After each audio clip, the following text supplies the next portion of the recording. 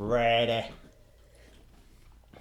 Welcome to the Positive Sports Podcast. I'll be your host this evening, Ed Montana. Alongside me today, my Bugs Bunny Band-Aid wearing brother, Alex. Alex, how are you and your boo-boo doing? Well, I'm fine. My boo-boo is recovering. Hey, man. Let me ask you, before we even get into the Bugs Bunny Band-Aid, how big is this cut? Oh, it covers most of the little cotton part of the Band-Aid. It covers most of it. I mean, I would show everybody, but I don't want to gross everybody out. No. Gross out people that are watching this on YouTube. Hey, man. Seriously, how big is it? Like an inch? A half an inch? A quarter of an inch? Maybe, I don't know. The size of the top of a thumbtack. Okay. Yeah. So here's my next question. How'd you do it? Well, I can't tell you that.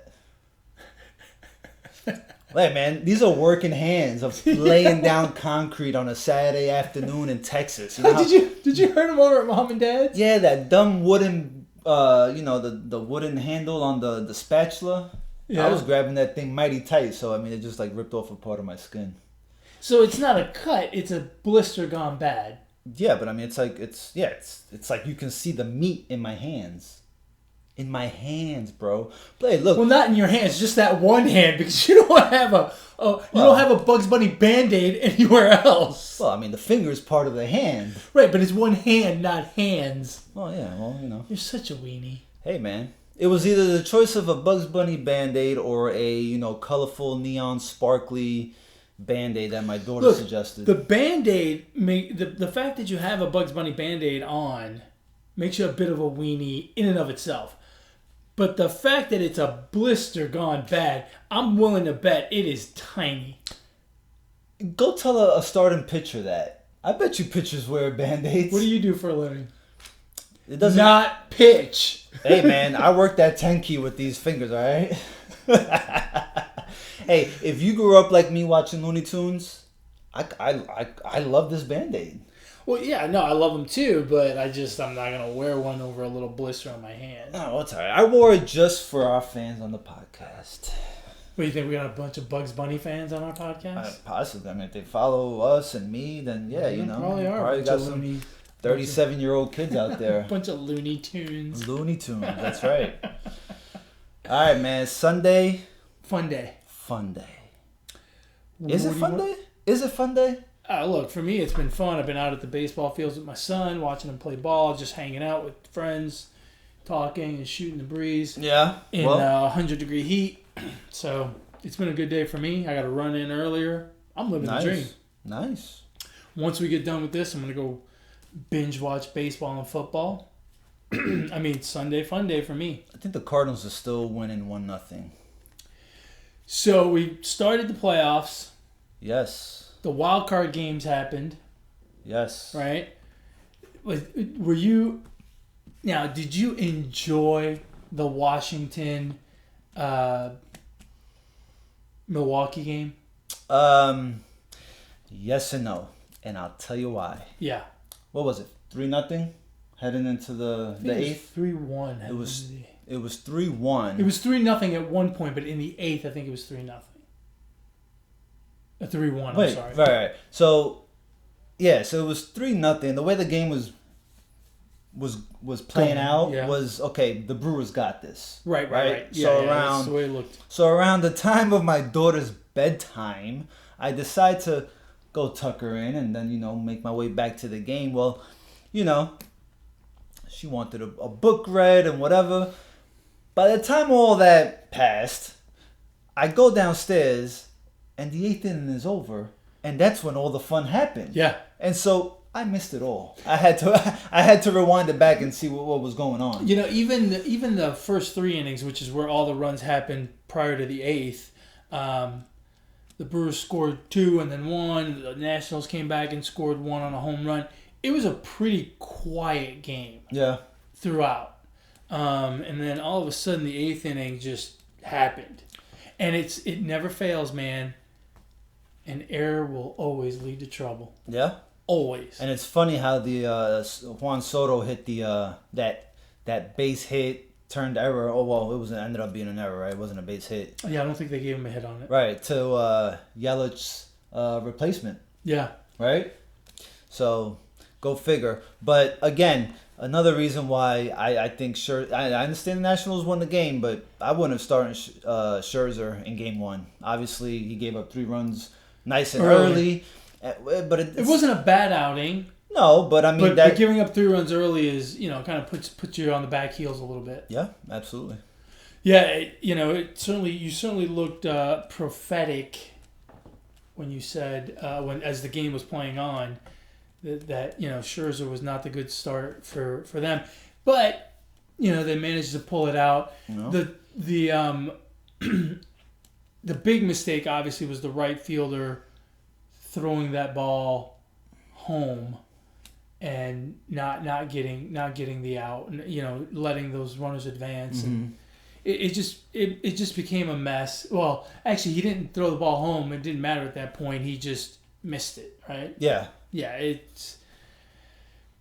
and quite frankly, it's a rookie mistake.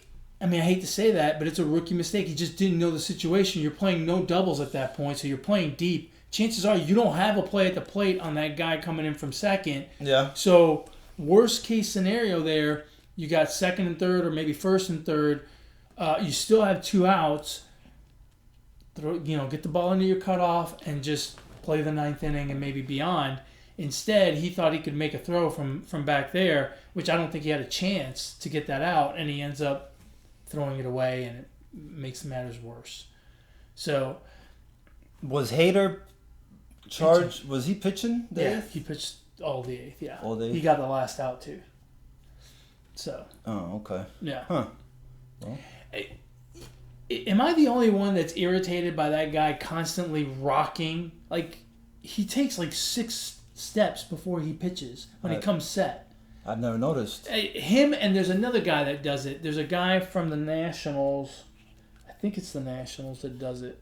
I've never noticed. I mean, but he's constantly, he comes set, and, he brings that front foot in, and then he just steps and steps and steps and steps. And I don't understand how that's not a balk, because if you do it the same number of times every time, then it's not a balk. But the minute you change that, you're deceiving the runner, right? Aren't you deceiving the guy at first at that point? I guess it depends what foot he's doing it with. He's doing it with the front foot. Then it's not a balk. What do you mean? I mean, is he lifting it up in the air? Well, he's lifting it off the ground. Completely? Yes. He is patting the spot in front of the mound there. I've never noticed Hader. You're not going to notice now because they're out of the playoffs. They're out of it. But yeah, I think that's a. I don't like that. I don't like that whole step thing. And then on Wednesday. So did you agree with Strasburg coming in the wild card game? Yeah. You did? Yeah. Look, I think the Nationals more than any team need to do that. Right, we learned from the Red Sox last year that you can do that. The Red Sox did it with Eovaldi a bunch last year, where they brought him in. They did it with Price in the World Series. It may come back to bite them in the ass as they progress, right? Assuming they beat the Dodgers and assuming they, make it through the NLCS. Eventually, I think those arms will get tired. Yeah. And coming back day after day is going to be tough to do, and eventually they're going to be ineffective. But what's your alternative? Turn it over to the bullpen? It's the worst bullpen in the playoffs. Well, I mean, it's like damn if you do, damn if you don't. Yeah. I mean, you almost don't do that because, especially Saturday night or Friday night when Strasburg got the start. Why take him out and bring in Mad Max? Strasburg was only threw 85 pitches and he was cruising. That was the wrong time to bring him in. Well, but again, not necessarily. If you're thinking, I'm going to have to use my big guns, Strasburg and Scherzer, if I'm going to get an inning of relief out of them somewhere before their next start, then maybe it's not the wrong time, right? Because obviously that's what Martinez is thinking. At least that's what I think he's thinking. Well, I think he has to. And I understand the Nationals bullpen has been shaky all year, but at this point, you have to allow them to pitch and do their part, because you just can't. I mean, I don't agree with throwing out your starters for relief and back-to-back games like that. I mean, I don't necessarily agree with it, but I also understand what he's doing and why he's doing it. In a typical game, you're going to get 6, maybe 7 innings from your starter, right? So now you have to cover 2 or 3 innings with this bullpen that is crap against a Dodgers team that's got a fantastic lineup. I feel like he's trying to steal an inning with his big guns. I get it. I don't know that it's going to work. You think he's managing in desperation?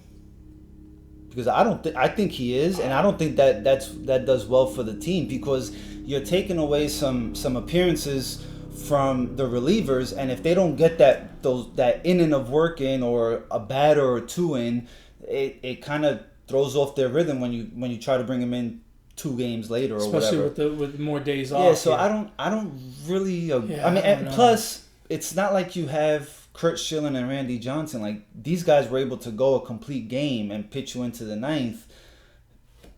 Scherzer, I don't know if he can anymore, especially coming off the injury list. Yeah. And I mean, yeah, I don't agree with it. It's going to be really interesting to watch the rest of this Dodgers series, especially if it ends up going 5 games. How does he manage Strasburg and Scherzer? Because, look, it's been proven all year long. They've made it to the playoffs in spite of that bullpen. Yeah. And so he knows he can't rely on them. And rhythm or not, who cares about their rhythm? You got to win games. You got to win 3 out of 5. Because, I mean, what if Scherzer starts. Let's say Scherzer starts game 4. Right. And it gets out of whack like the Brewers 1-game series did, and it's 3-0. And what do? You bring in Strasburg? I wouldn't be surprised if it brings in Corbin. Man, I don't know. It's crazy, but look, it's the freaking playoffs, man. It's do or die. Either you win 3 out of 5 against the Dodgers, or you go home. Yeah. It's just that simple. It's going to be fascinating to watch. That series has become very interesting to me because of that. Yeah. Because I thought, well, the Dodgers are probably just going to steamroll them. But with the Dodgers not having played a meaningful game in a month, it's become a very interesting series. And the other series is very interesting as well, because you've got 2 very evenly matched teams, I think. So it's been a lot of fun so far to watch the National League playoffs. The Cardinals and the Braves, I think, are even Steven. It's going to be fun to watch. I was surprised with the Cardinals stealing Game 1. I thought they might go up 2-0, having Flaherty on the mound for Game 2, but the Braves came out and said, nope, not today. And their pitcher, whose name I absolutely cannot pronounce. Oh, Foley Wonkings? Folty something. He was lights out in Game 2 and tied that series up at 1. And I think both of those series may end up going 5 games. In fact, I think they will, and it's going to be fun to watch. What do you make of Acuna again not running out a 350-foot single? I don't understand, and maybe again, I am twice Acuna's age, at least, if not more. I do not understand the desire to stand there and watch. Man, just drop the bat and run. And the whole bat flip thing and the whole watching the ball, unless you absolutely I don't have a problem with you watching it. But you have to know you crushed it. Well, maybe he knew he crushed it. No, he didn't, because it was only 330 feet. So, no, he didn't know he crushed it. But he felt deep inside that he crushed it. No. He's hit Look, if you went out there and hit one and watched it because you thought you crushed it, I've seen you hit. It's the only one you hit 300 feet. Okay, yeah, I get it. You didn't know. Acuna's hit some home runs in his life. I think he knows when he's crushed one. Yeah, I mean, there's no excuse. There's for no it. excuse for not it. at this, not in a playoff game. No, absolutely not. Now, Absolutely not. If I was the manager, Snicker, right? Is that his name, Snicker? Snickers, Mars Bar, whatever. I wouldn't bench him because I need him. I would bench him. But next season, he gets benched for the first 2 games of the season. I would bench him. No. I would bench him because look. Then you're not trying to win. No, you are. Because he's going to do this shit again. He's going to do it again. And he's going to do it in a bigger situation that's going to cost you. But you know what? I'm willing to take that chance. I can't bench him. There's no way. I would. Quite honestly, he didn't bench him right the first time. I don't know if you know this. He didn't bench him immediately. He benched him after his next at-bat.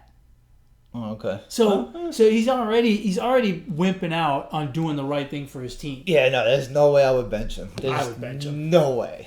I would. No, you wouldn't. I would have pulled him out right then and there. What if it was like Game 7 of the World Series? In the first Well, inning? then I got to bench him next year because it's in the middle of a game. No, but you can bench him in the middle of the game. No, but it doesn't have the same effect. Yeah, no, but I would definitely send him a message and possibly, especially if like if they open up at home the next season, I bench him for the whole first series. Well, 3 games, come on. Yeah, of course. Yeah, why not? You gotta send a message. Yeah, but I mean, you're telling them you can do it, just don't do it. Just. Well, I mean, if he does it again after that, then yeah, I mean, then you just haven't learned your lesson. You know what I mean? I don't understand what the problem is with this kid. I mean, they benched him once already. Isn't that enough? Even if they took you out after the next at bat. That's what I'm saying. Later. He must have really deep inside felt that was gone. So I kind of understand, right? Because I mean, if something happens the first time, right, and you just know the second time that, oh man, this team is gonna beat this team. I just know you're gonna lay down $100 on that team just because you have that feeling deep inside that it's gonna happen. Right? I mean, this is going to become the Hall of Fame conversation for you and the VAR conversation for me. You're going to drive me crazy. No. He did not know deep down inside. Well, he definitely thought it. No, he didn't. I mean, well, what? You think he pulled a hammy? No, I think he's an idiot. Think so? Nah. I don't know. And the whole bat flip thing and watching it, I think is kind of dumb anyway. Yeah, it doesn't bother me, but I don't see the need to do it. Like Bregman hit a home run in Game 1 or Game 2. I think it was Game 2 last night. He flipped the bat, but it wasn't like the Jose Bautista 40-foot flip. He flipped it a little bit. Well, after that one, after Bautista did that in 2016, there should be no more bat flipping. That was the best bat flip ever. And that one was to win the game, right? Yeah. See, I'm okay with that. When it's game over, I'm okay with that. If there's still game to play, there's no need to bat flip. There's no need to bat flip.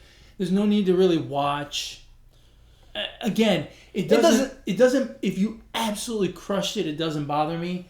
But if it's not a moonshot, man, just drop the bat and run the bases. Yeah, I mean, it doesn't bother me either way. I mean, whatever. It adds a little more juice to it next time he comes back up to bat. You know what I mean? So it's cool. Ain't nothing wrong with it. I think it's dumb. Now in the American League, there's nothing to talk about. I mean, well, let's start. The Rays beat the A's. Yeah. In a relatively ho-hum game, the Rays just pitched them to death, really. The under hit in that game, thank you. Yeah, to say the least. And then ever since then, it's really been no contest. It shouldn't be. Last night, the Astros got a bit of a scare in the 9th inning from the Rays, but other than that, it's been ho-hum. Well, on the Astros, 2 things. Osuna can't be pitching the 9th inning. He's had issues during the season, and you can't trust him. You can't trust him in the postseason. And the offense needs to come through. They had 2 chances in innings with the bases loaded or runners on second and third and didn't come away with any runs, maybe just 1. It was 2-0 at that point, right? Like late in the game. So the offense needs to come through in, runners in scoring positions, when they have runners on and score a run or 2. They can't come away empty-handed. So, going forward. Other than that, you got Verlander, who is looking. I'll get to him in a minute. You got Verlander, who looked great in the first game. You got Garrett Cole striking out 15 last night. I mean, their starting pitching is it's sick. It's scary. I mean, it's sick. It's gonna be very. It's going to be an issue, I think, for whoever comes out of the other side, which is probably going to be the Yankees. I think they're going to give them fits. I really do. Those two guys are incredible. Did you see the strikeout pitch for Garrett Cole on his 15 strikeouts? No. I mean, it wasn't one pitch. It was the knuckle curve. It was the slider. It was the fastball. I mean, everything was working with 2 strikes. I mean, he's on another level right now. He's the most dominant pitcher right now in the playoffs by far, I think. Well, I don't know about far. By far. Oh, Verlander's good. Verlander's good, but not like I mean, Cole isn't just shutting the Rays down. Cole is demoralizing. He's got these guys swinging at stuff that's in the dirt. I mean, he's just got them hurting. Yeah. He's got them looking bad. Yeah. I mean, it's not. Yeah, he's got more strikeouts than ground balls and fly balls put together. I mean, it's sick what he's doing. And Verlander's good. Don't get me wrong. And Greinke's probably going to be good tomorrow night. But man, nothing like Cole. I was thinking. I'm like, why? When I looked at when I'm looking at Verlander pitch, he's what 34, 35. I mean, he's up there in age. He's up there, yeah. He's got plenty of seasons under his belt. And when I was watching him pitch the other night, I'm like, man, he looks kind of like Greg Maddux. And I'm wondering why some of these pitchers, and I'm naming these two or this one because I watch them. Like Syndergaard, right? He's a power pitcher, right? But I'm wondering why these pitchers that are power pitchers are not getting taught to pitch more to contact or location, right? Because I think the days of overblowing batters it's going to catch up to the pitcher eventually, right? Just because it's a timing issue, right? You could throw 100-mile-per-hour fastballs, but eventually if the batter sees you often enough, right, or a second or third time around the lineup, they're gonna catch up to your 100-mile-per-hour fastball. But Verlander, I feel like he's not overpowering, even though he's still throwing 94, 95, 96. He's still pitching to location and pitching to contact. And I wonder why some of these pitchers are not getting taught to pitch this way, right? Well, and that's really the good thing about Cole is striking a lot of people out, but he's not falling in love with any one thing. Yeah. He is keeping them very off balance. Yeah. So that they can't sit on a fastball. They can't sit on the slider. They can't sit on anything because he'll throw any pitch in any situation. It doesn't matter the count. He'll throw it. And he's been phenomenal. Just absolutely phenomenal. Yeah. And then on the other side, you've got the Yankees and the Twins. The Yankees are, whereas the Astros are putting on a pitching clinic, the Yankees are putting on a hitting clinic. I mean, they are wearing down the Twins.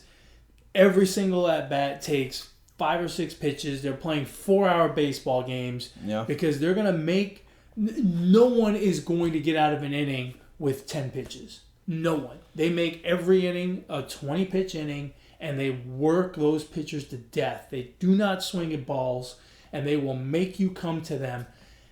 And it just shows. I mean, they are slowly chipping away at these Minnesota pitchers, and they really have no answer for them at this point. Well, the Twins had 15 postseason losses in a row, games that they lost. Yeah, I mean, that's a long time going without a win, and I don't. They might not get one. They might not get one this year. I can see the Yankees sweeping this one.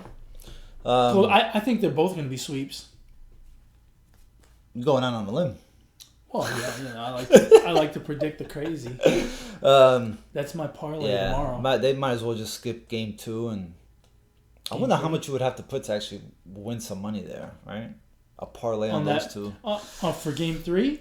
If you parlay the Astros and the Yankees, you got to probably put down 1,000 to win 100. It's probably no, it's probably not. No, it's plus money. It'll be plus money, but I'm just saying it might not be. Yeah. Huh? Well, the Yankees will probably be about even money. Well, they're both away, so it'll definitely be plus money. Yeah, because the Yankees will be even. But the Astros will be favored quite heavily, I would bet, with Greinke on the mound. Yeah.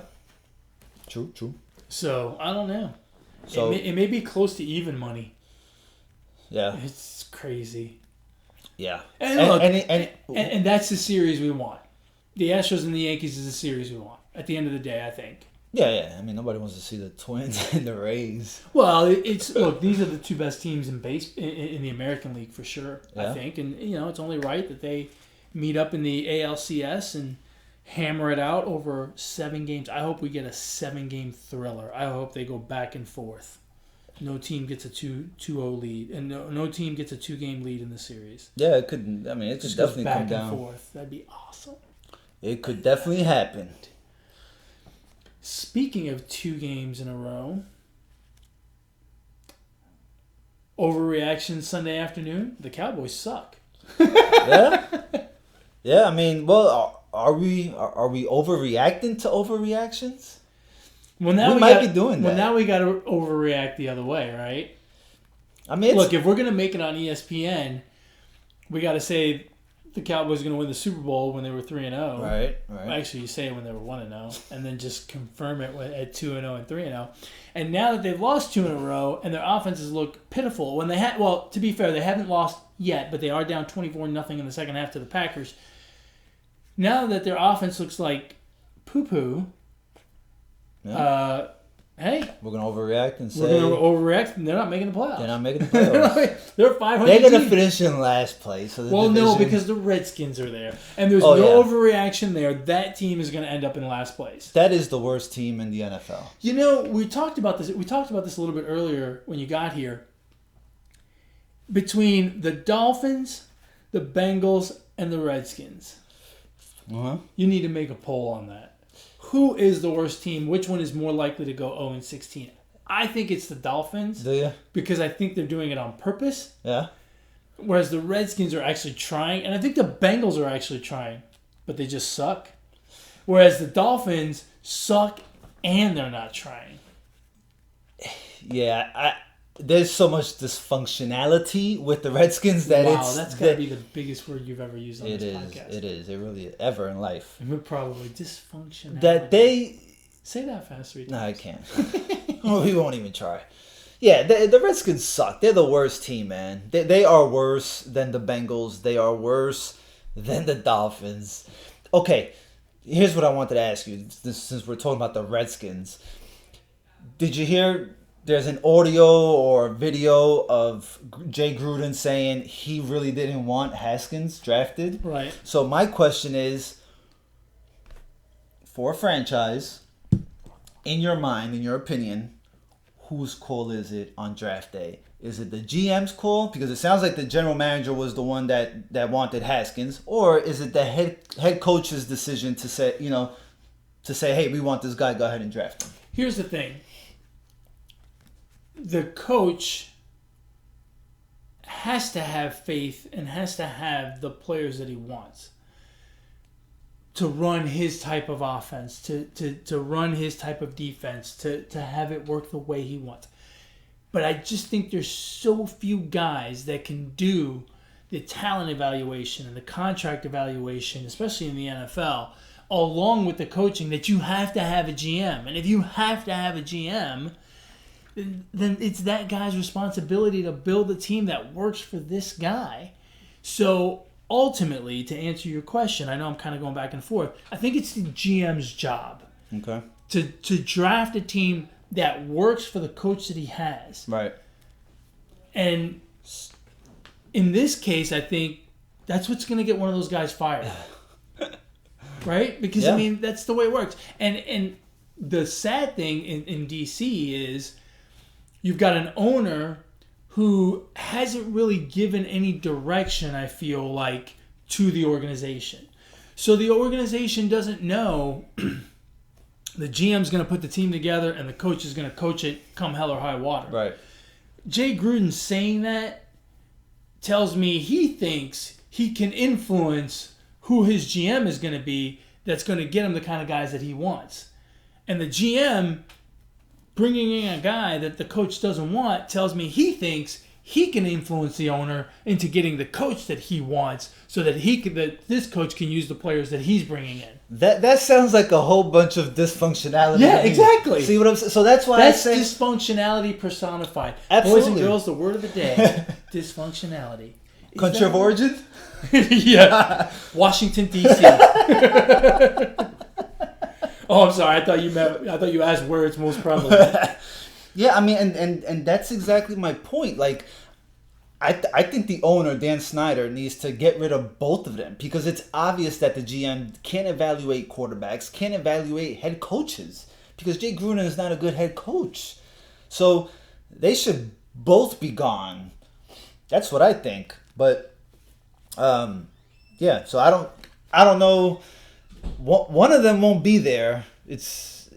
I mean, if I had to guess, I would guess it would be Jay Gruden. Holy shit, dysfunctionality is a word. Yeah, you didn't know My that? man! You didn't know that? Come on, man. No. Yes, you did. Dysfunctionality. Dysfunctional. I'll start calling you Big Word Alex. Big Word Al. I like that. Hey, if you want to drop some knowledge on us for our next podcast so that we can have a word of the podcast. We're preparing for the spelling bee. That's right. I know you don't know how to spell it. You can reach the show via email at positivesports10@gmail.com, positivesports10@gmail.com. If you want to get a hold of Mr. Dysfunctional over here, how do they do that? On Twitter at Brooklyn Gaucho1. And if you want to get a hold of me, you can do so on Twitter as well at eMontana21. I said this last week. I don't know if I said it on the podcast or not, but this is true. The Houston Texans are the best 3-2 team in the league. Overreaction. And the Houston Texans are the worst 3-2 team in the league. Impossible, but overreaction. Neither one of those is an overreaction. From a talent perspective, they're the best 3-2 team out there. They're a good football team. They have a ton of talent. The way they play down to the level of their opponents sometimes, and the play calling the game plan that they bring forth in certain games, like they did last week with Jacksonville, they're the worst 3-2 team in the league. I don't know what team I'm going to get. Every Sunday, it's a shot in the dark. I mean, you may as well be blindfolded and throw a dart at a page that says good Texans and bad Texans. You don't know what you're going to hit. Yeah, I mean, and that's why I feel like they're not very good, because you don't know what you're going to do. It's just a 500 team, and right now a little over 500. But, I mean, then I don't think they're a good team, because offensively they were terrible last week against Jacksonville. Today, they put up 53 points. Deshaun Watson was 28 of 33 for 440 yards, I think, and 5 touchdowns. I credit the Atlanta Falcons defense for that. But their defense is not that bad. I mean, those are best numbers of the season, league wide. I mean, that's crazy.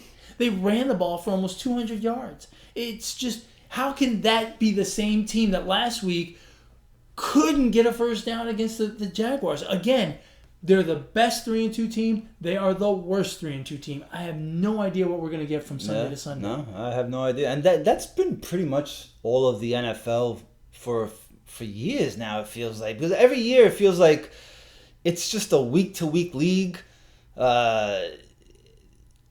Teams play one way one week and they don't game plan the same, or they just don't play the same. Oh yeah, and another good example of that is the Bears, right? The Bears, they're 3-1. They go to London today. Now I kind of give them a bit of a pass going out to London, because I feel like that trip takes a lot out of teams, and teams react to it differently. I think they physically react to it differently.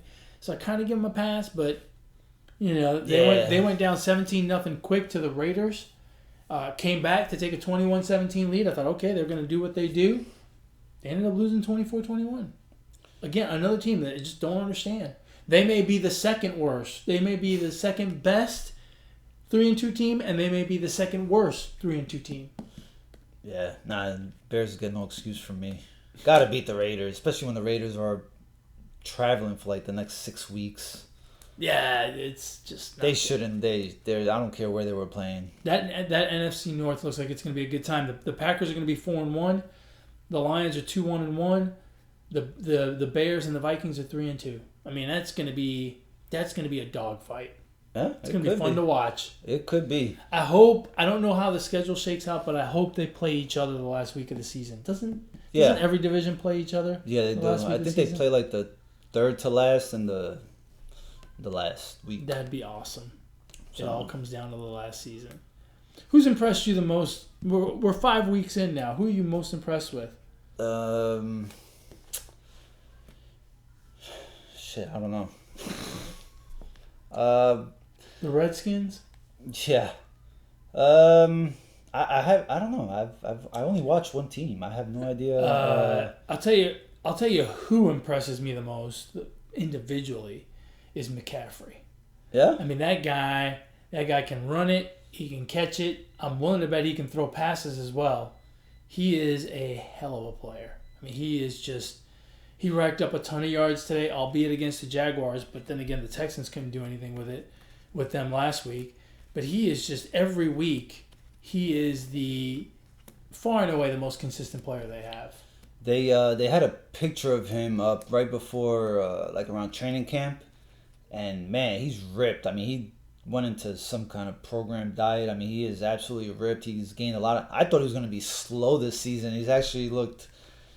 Yeah, because he packed on a lot of muscle. Yeah, so I thought he'd be a little more slower, but I mean, he had like an 85-yard run today that looked pretty fast. Well, and he's when he first came out of college, you thought he was just going to be a pass catching running back out in the flat, and maybe he would run sweeps and whatnot, but now he runs in between the tackles. Yeah, I mean it's tough running, and he does it no problem. I would say, back to your question, I would say the Saints have kind of surprised me because, I mean, they lost Drew Brees, a Hall of Fame quarterback.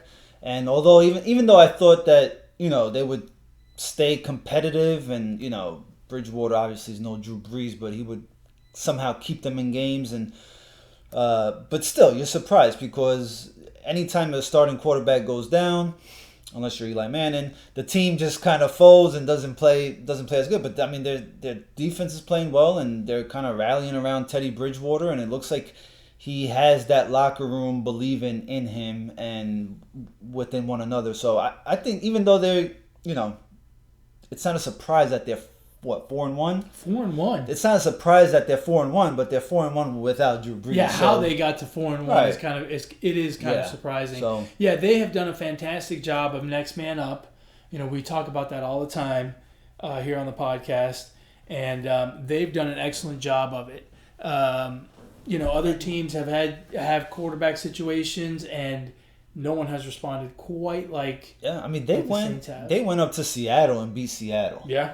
Something the Rams couldn't do on Thursday night. And Seattle's a good team. They're playing. They look like that. Looks like it's going to be a good 3-horse race in the NFC West.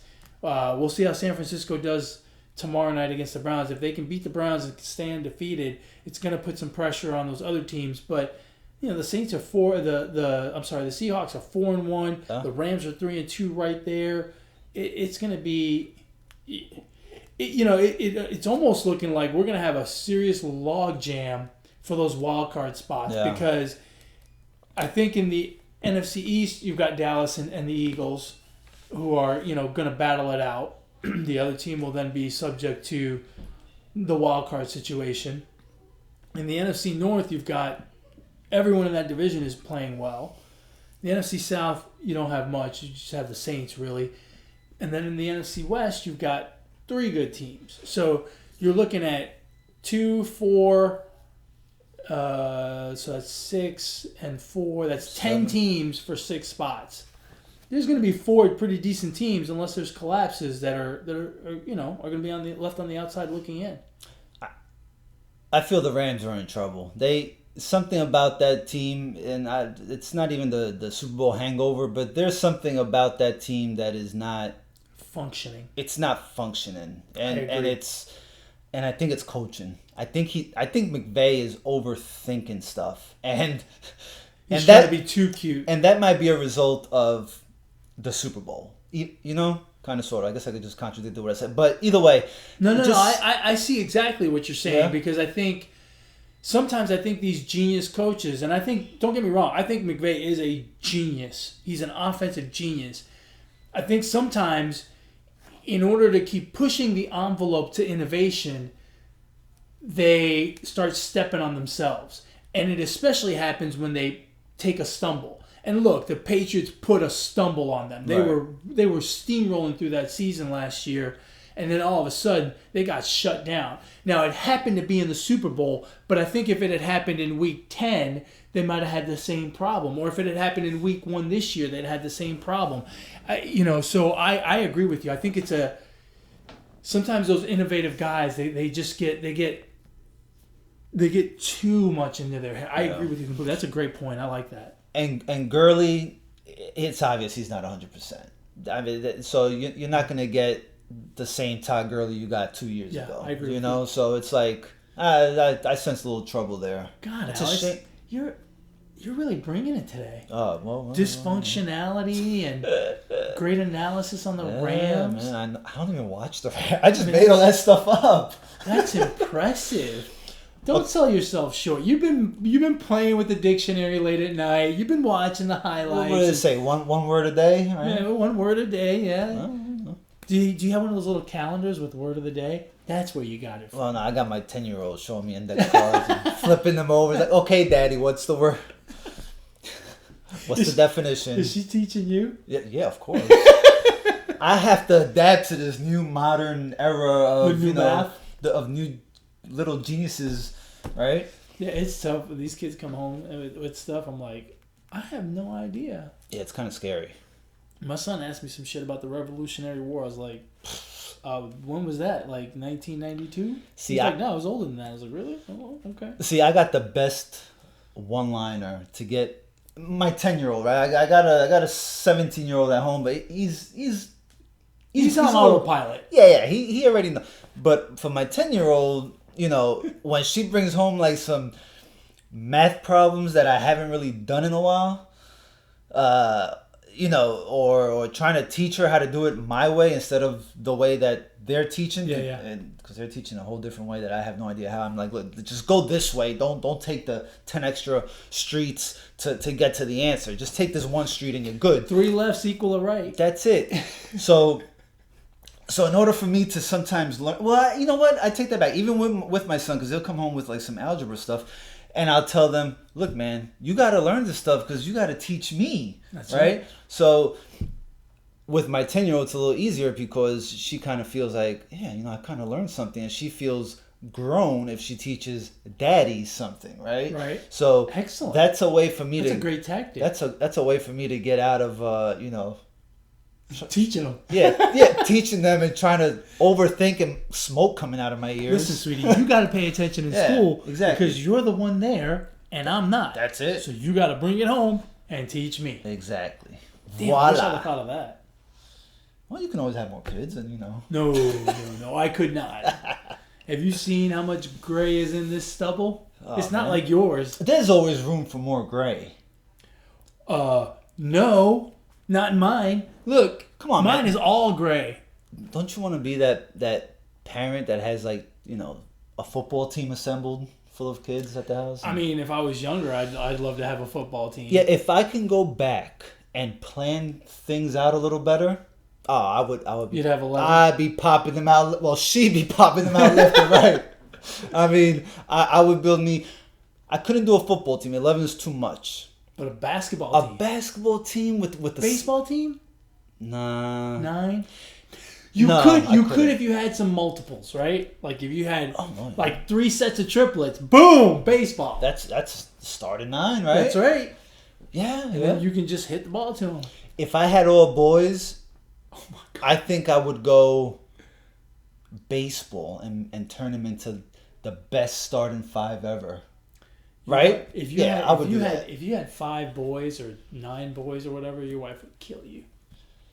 Yeah, well, I mean, she would love it. She wouldn't have to do anything. I would invest. I'll tell her, look, all you got to do is get your little part-time gig. All you got to do is a shit ton of laundry and feed these munchkins. Yeah, but I would be so invested in these 5 kids and getting and just preparing them to be starters in the major leagues. You have your own starting rotation. Yeah, I mean, how awesome would that be? They all get like if you had quintuplets and you made them all starting pitchers and they all got drafted by one team.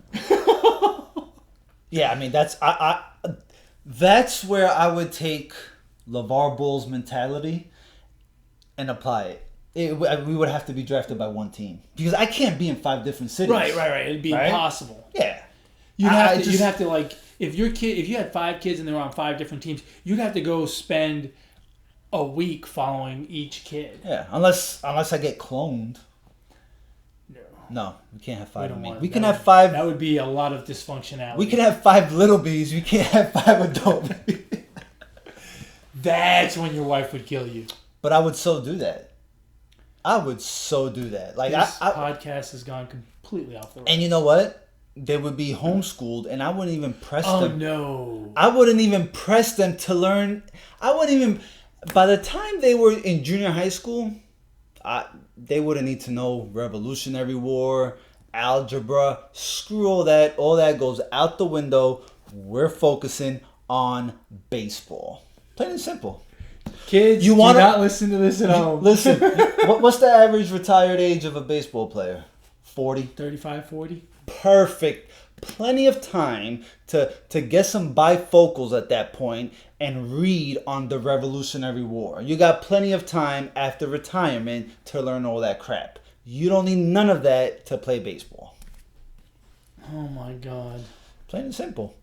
I hope your daughter doesn't become like some star athlete. Think about it though. We're talking about having 5 kids and preparing them to play baseball. I don't have time to teach one of them about algebra, about the Cold War, the World War, the Hot War, the War Room. No, we're talking. I can only teach them baseball. It's 5 of them. We don't have time for that. Yeah, if you had 5. Yeah, that's what I'm saying. You don't get. Yeah. But here's the thing.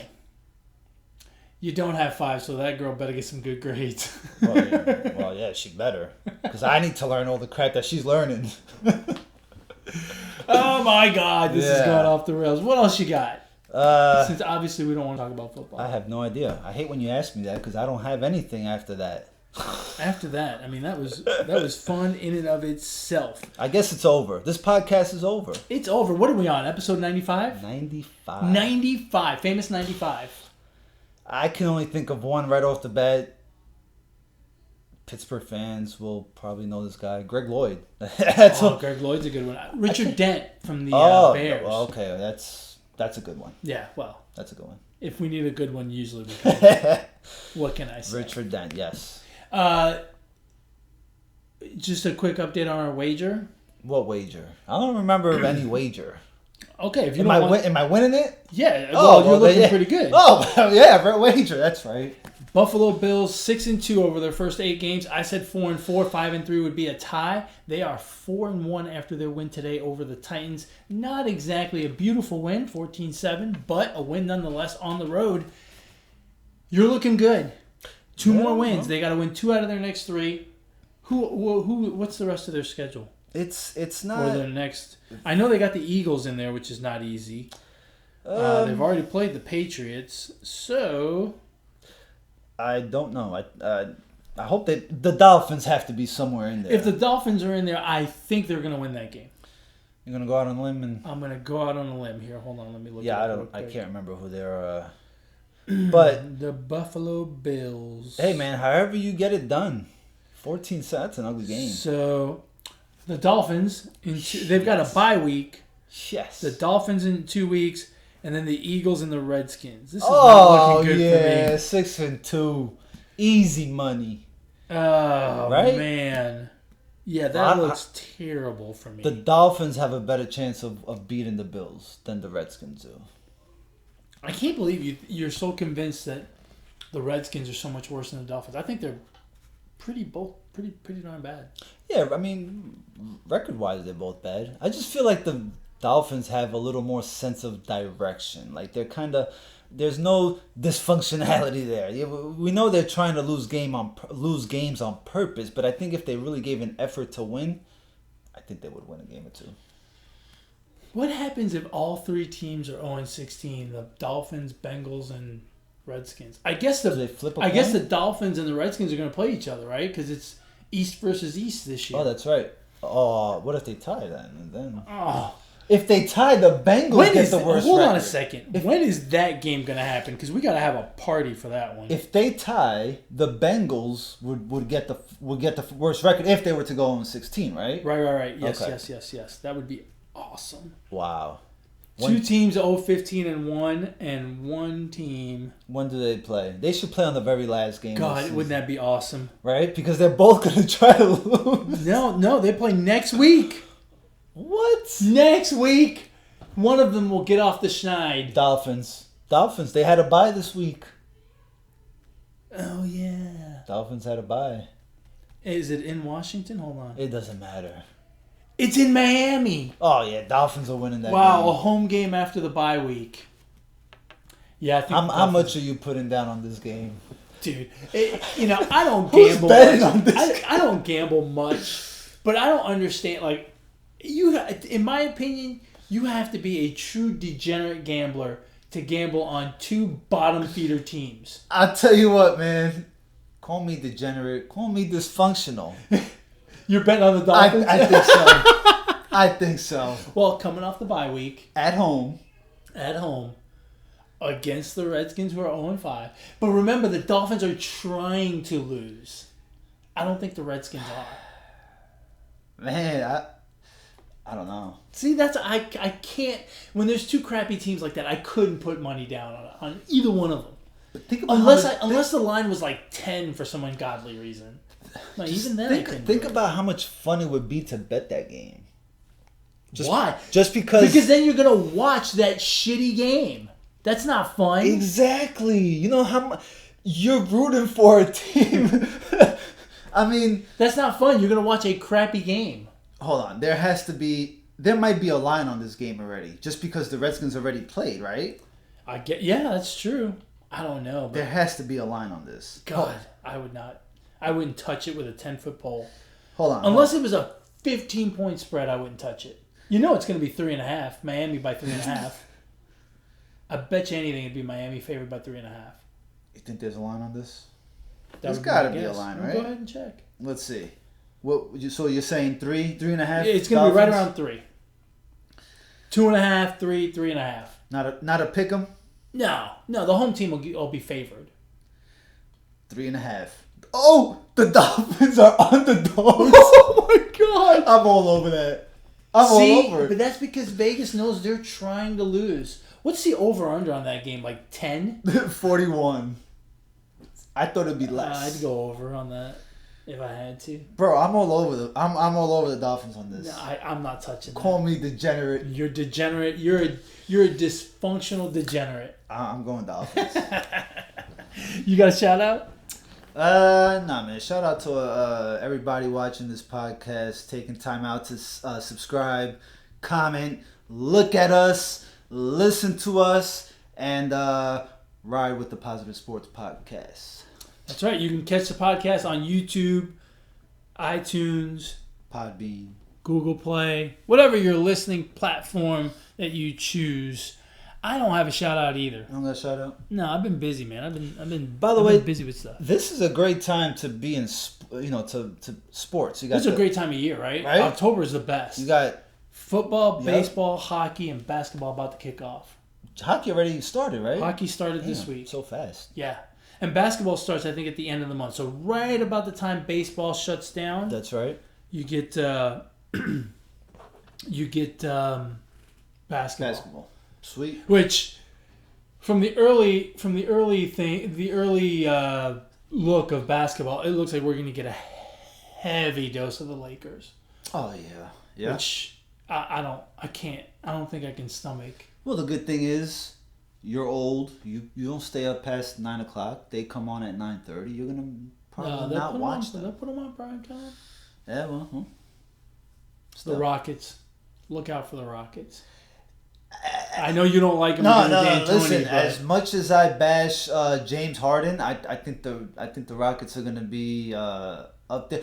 Here's a quick deal about the Western Conference.